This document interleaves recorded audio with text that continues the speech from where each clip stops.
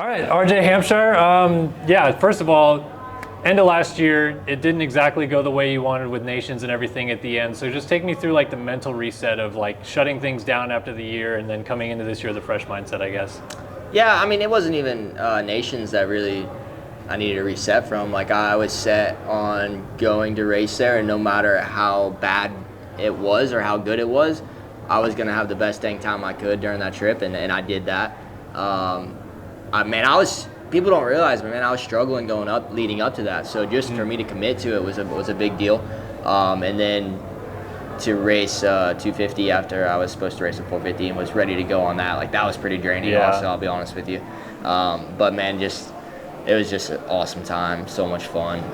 And then came home. I think I had about 7 days off, which we did all we could. Hit a couple of country concerts with the wife and a couple dinners here and there, and then yeah, man, right back to it. We have a lot to test right off the bat for 24 with the bike, and wanted to get on it as early as possible. So I had a good base, starting out on my bike, one that I liked, and we from day one, as soon as I got back on Supercross, it was like I never stopped. Like, and that's a good thing and a bad thing at the same time. As long as you can kind of control it and when you peak and kind of ride that out for where we're at now.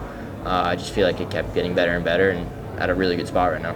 Yeah, well, I asked that question because it was such a long season with SMX, and then you add Nations at the end of it. We're already coming in A1 so quick. Like, mentally, how has that been to, I guess, adjust to that and have such a short off season and just be ready to go again like this? Yeah, I mean, I knew what I was getting myself into, so I was mentally prepared for it. I was struggling with my health more than anything during all of outdoors. And I took those couple rounds off there at the end just to try to get my body back kind of recouped a little bit. But like I said, I knew what I was getting myself into. I wanted to race West Coast from the beginning, as soon as we get going again, which gave me also a shorter, off season. But like I said, there's pros and cons to a short off season. I'm in great shape right now. My base is so high, and we just continue to build from the last 2 years. I don't take anything from it. Like, we still had a great time. We enjoyed everything. My family's involved in everything I do, so nothing really is different other than having a couple of days off. What's it been like, I guess, to sign back with the team for another 2 years and have your future pretty well lined up for where you think you're going to be going, and know that like these next 2 years is like kind of title or bust in a 250? And it's awesome. I enjoy this group. I love racing for an Austrian brand, from the management to the bosses overseas, and man, it's a really good group. And I enjoy being here. I love what I do. These guys believe in me. I don't want to go ride for anyone else, so hopefully they feel the same as I do, and I can end my career here, because that's my goal. I'm so happy with everything, where I'm at in my life, where I'm able to live, where I'm able to train, just everything. Man, it fits. It feels like home for myself, which it's hard to find.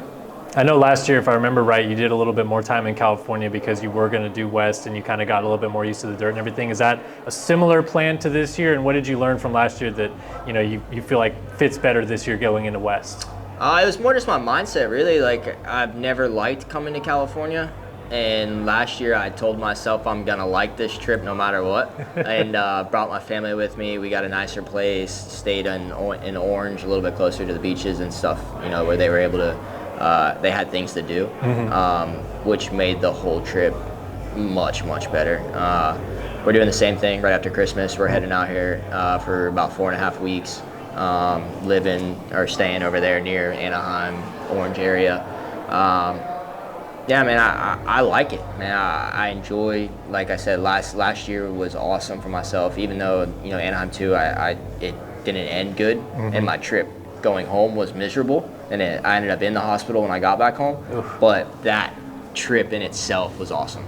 So if I can have that trip again with the better ending, I'd be in an awesome spot leaving here. I hear a lot of West Coast guys last year say how kind of unstable the season was with Oakland being postponed, and then you guys would start and stop and start and stop. Are you looking forward to having 4 straight races to start, kind of get into a bit of a groove then? Yeah, I am.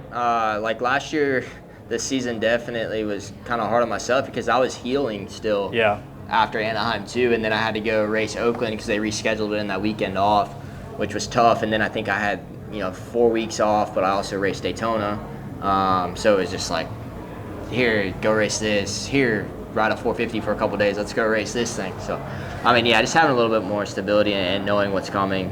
Man, these first 4 races are going to be, a big point in my career, like a big point in my year at least. Like, I need to start it off good from the get-go. Man, I'm looking forward to it though. Like this whole West Coast, swing. Like even we get to race Nashville, East-West Shootout. I'm stoked to race there. Like man, I've wanted to race there a while and haven't been able to. St. Louis, West Coast round, first win there. Back in Daytona. Man, I just feel like there's a lot of things that are going good for myself right now, and super happy with the bike. Like I'm stoked on it. We made another big jump forward. Being a veteran of the 250 class, what are some of the things that you feel are like key over some of your younger competition that you can kind of use as a way to beat them week in and week out? I'd say I showed it last year where it was like even when I didn't get a great start, I was calm and okay with where I was there for a bit and let those opening laps kind of play out, and then my fitness is really good, so I'm able to use that at the end of those races. Yeah, I mean, just be able to control my mind because sometimes it gets going a little bit crazy, and I want to do some things that I probably shouldn't do. So yeah, just kind of control myself.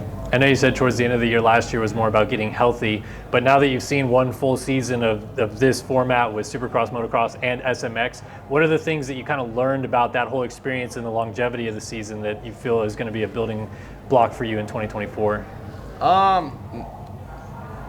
Man, it's tough to say because I really feel like I had a shot there at the outdoors, even with battling with what I did before I got hurt. And then coming into SMX, like we didn't know what to expect. So then you're building a bike that you have no idea what's gonna do. And it started out in Charlotte, and that was terrible. Like Charlotte was ugly, and I was like, SMX is the worst thing ever. Like could possibly happen. Like we need to cancel this right now. And then it all kind of Chicago got better, and then LA was the best Supercross I think I've ever been to. Like that was an unreal atmosphere, an awesome event. And then of course, the payout and stuff like that. Like it was completely flipped from round 1 to round 3 of the SMX. But yeah, at least we know kind of what to expect now, and not to try to build a new bike for 3 races. Like race what you know, and that's kind of what I did those last 2, and it was much better. But yeah, it was a long year, but man, it was awesome.